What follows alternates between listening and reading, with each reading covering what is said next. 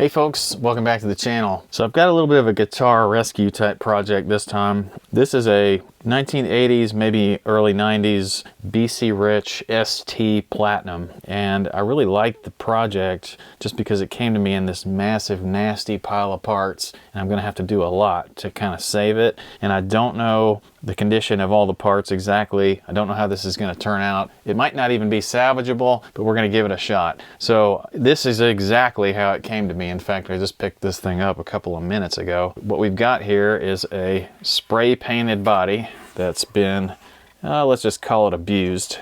And we've got a pile of parts that includes a couple of single coil pickups. I've got a humbucker, got the pot switch, well, multiple switches actually. I've got the jack. I've got some extra tremolos. The original tremolo is probably one of those that suffered from a broken block. Most of these are like that, but don't have all of that. I've got the neck plate, back plate, several of the screws, but probably not all of them. And it's going to be a little bit of an interesting project to try to put this thing back together from this stuff. Probably going to take me a couple of episodes, but we'll see how it goes. Well, I have to start somewhere, so let's start with this body. And this body has the nastiest spray paint job on it. It's originally white. I can tell that because of the neck, but you can't spot 1 ounce of white on this thing right now. I've got all kinds of things going on with it. I've got some, oh, there's some white there. I've got some tape that I've got to remove. I've got some wires and some screws to take out. I'm going to be using some paint stripper to try to remove some of the paint. Yuck, this is a nightmare. So I've got to now probably start with some paint stripper, and I'm going to take it easy. I don't want to actually get into the actual paint of the guitar, but that poly stuff that's underneath this spray paint should be a lot tougher than the spray paint that was sprayed on here, so I'm hoping I get away with it. I'm going to start stripping this slowly, and I'm going to start with the front. If the front turns out great, I won't be so worried. I've shown this stripper before in a previous video, but I never actually showed how to use it. But it's a Smart Strip Pro professional strength paint remover, and I don't know if it will affect the original finish of the guitar or not. At this point, I think it's probably worth trying. I really don't have any other way to strip this stuff except maybe acetone, and I just don't want to spend a lot of time just bathing this body in acetone. So I'm going to paint some of it on the upper horn area where there's a lot of nasty running from the previous paint job. And it says to leave this stuff sitting for 3 to 48 hours, and I'm not leaving it 48, I know that.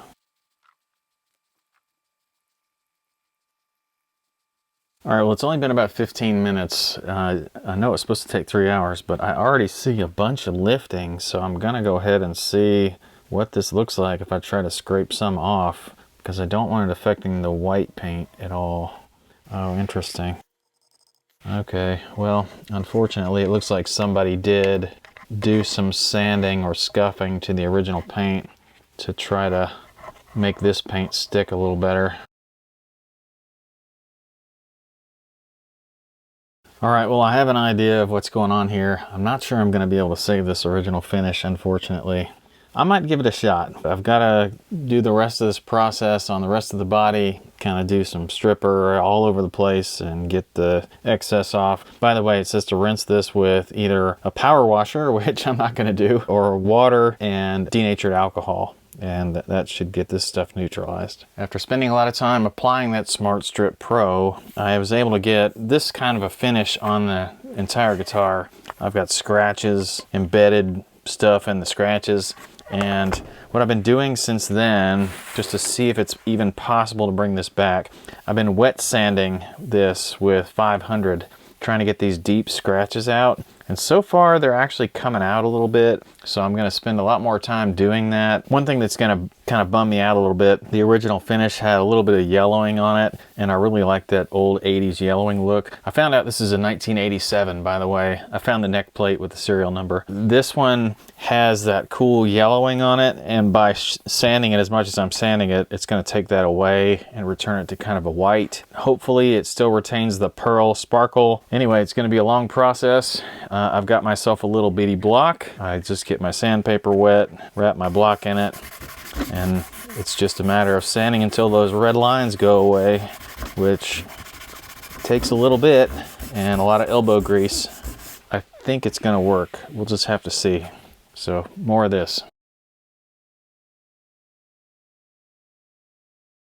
Well, here's the body after hours of wet sanding, and I've only sanded it enough to get the scratches out, but unfortunately I have determined that there is a metallic layer to the paint and sort of a primer underneath that. And there are a few places where I went through the paint, there was some existing damage to the body, but you know, overall I think it looks okay. I'm gonna buff it and see what happens, and I've got a little bit of repairs to make here and there.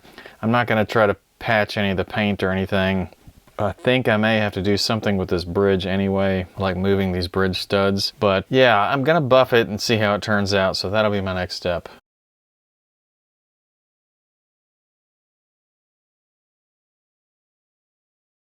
After all that stripping, sanding, and buffing, this is where the body stands. And I'm not really all that mad at it. I mean, it looks kind of cool. It's a little splotchy, doesn't have the metallic all the way through. It's kind of white and metallic in certain areas, but it's kind of a relic look, and it's okay considering what this thing's been through. And I don't know, I just feel like I'm not gonna do anything else to repaint it or make it look any different. I think I'm just gonna like let it live like this. Now the neck, thankfully, did not go through the same spray paint treatment, but it does have a couple of little nicks on the back here, and I'll deal with those just with a little drop fill of super glue and sanding it over just so you can't feel the nicks anymore. But other than that, I think this thing just needs kind of a general cleanup, maybe an oil, maybe a light fret polish. It's got some rust on some of the hardware. I'll show you how I'm going to deal with some of that. And I think the next thing I'm going to do is start to work on a common problem with these older BC Riches, and also some Charvettes and Westtones and other guitars that are sort of the same maker, and that is dealing with this Bendmaster tremolo. Now this Bendmaster tremolo has a 71 millimeter bridge post spacing, and that's unique. A standard Floyd is 74 millimeters, and it's difficult to find a Floyd that will fit. And what I've got from the person that I bought this guitar from is this Jackson Floyd copy, and it's definitely not the same bridge post spacing as the Bendmaster. So I think what I'm going to do is I'm going to start to modify this guitar to accept the bridge posts for this Jackson tremolo. I don't know, I just really like that idea of using the parts that I've got here on hand rather than trying to find something that fits a 71 millimeter post spacing. And I have done that before. I have found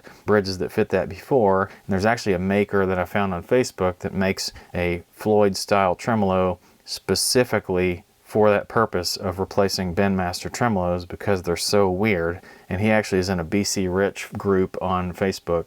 I'm gonna go ahead and dowel these holes, move the bridge posts, and do it that way. To dowel these, I'm gonna use a 7/16 bit to drill these out. Then I've got a 7/16 dowel rod that I'm gonna cut and place into that hole. I'll get everything flat and level, and then I will mark and re-drill these holes for the Floyd posts.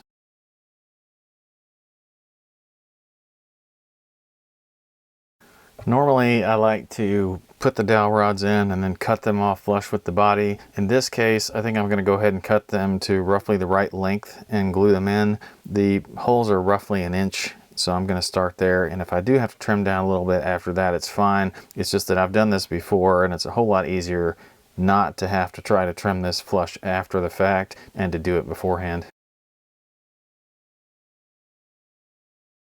Well, the bridge post holes are plugged. I've done some repairs to the back of the neck here, and I'm into other things, as you can tell. So let's call it quits on this episode here today, and we'll do a part 2 at least, maybe part 3, who knows. Thank you all for all your likes and comments. I really appreciate all the subscriptions, and I'll see you guys next time.